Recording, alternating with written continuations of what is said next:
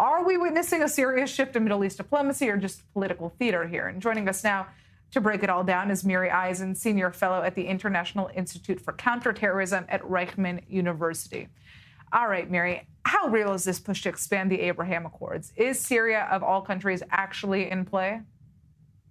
The coalition, which is about the security, the greater security of the Middle East, predated what we're calling now the 12-day campaign or war, meaning it's something that I also joined into, which I think is an initiative we all feel the need for, meaning at the end of the war against Hamas, Gaza Strip, getting back the 50 hostages, diplomacy is going to come into play. And that diplomacy is both with the Palestinians that you can see on the billboard, but also with the other Middle East players. The fact that Iran is against it, of course they're against it, but you have not heard voices in that sense from the different, the question if I can call them moderate, but from the different governments around. It's mainly from the street. The street does not like Israel. But when it comes to governments, certainly with the change that happened inside Syria from December 8th, you're hearing different voices, not in Ahmed Shara's voice himself, though I listen to him as well, but in other voices around there. Syria was seriously against the Islamic regime of Iran.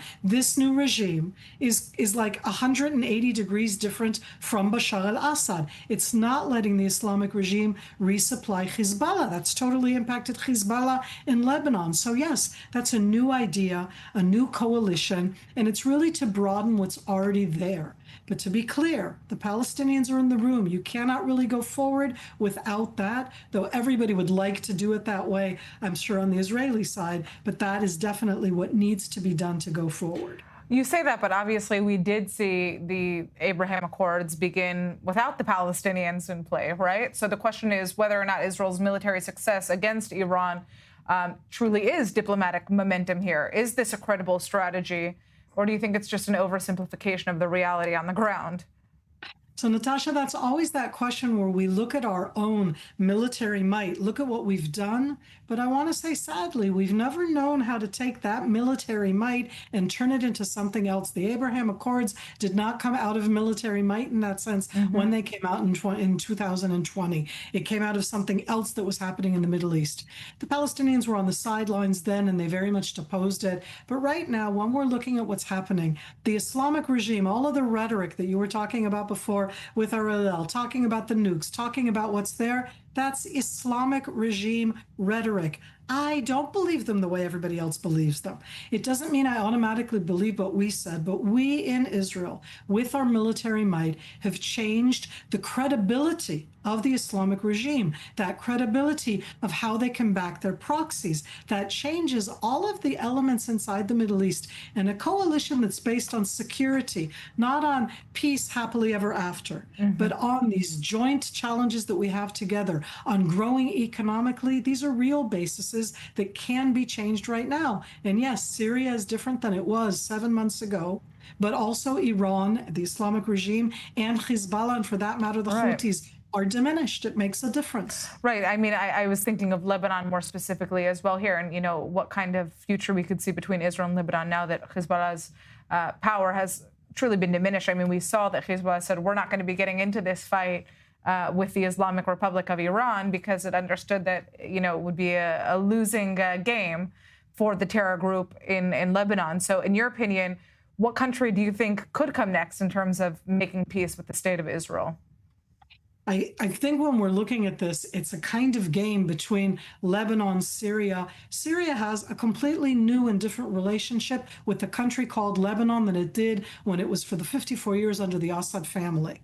And I say that because it's hard for me to say first Syria or Lebanon second. Syria right now, with that new regime, wants to reach out for money, for reconstruction. And at the end, as I say, in the coalition, why not let the West do it, Europe do it, and not Russia, or for that matter, you know, the Chinese or North Korea stepping in? You want somebody else to step in. And so in the tit for tat, the influence on the country called Syria, of Saudi Arabia, for that matter, of the Qataris, that are a very problematic country, and together with the other Western countries, that's an opportunity. It doesn't mean that suddenly Ahmed Shara can erase what we all can see, especially me, his al-Qaeda figure that he was oh so overtly pretty much until 2018, 2019. Lebanon is more challenging. It's a sovereign country that still has within it an enormous military capability. We totally diminished Hezbollah, but we diminished something that was so large into something not so large, and they're not being rearmed. But somebody has to stand up very clearly and disarm Hezbollah. That's not an easy thing to do. Hezbollah representing the Shiites, probably 50% of the population. So as I say that in the balancing, I think here, it's easier for Syria to take such a step, as odd as that may sound. It's more beneficial for Lebanon to take such a step. Both of them would be, in that sense, in a place where the different Gulf countries, Saudi Arabia, would embrace them. All right, Miri, I'd like to thank you so much for joining us. Really interesting to hear your input on this. We're going to be turning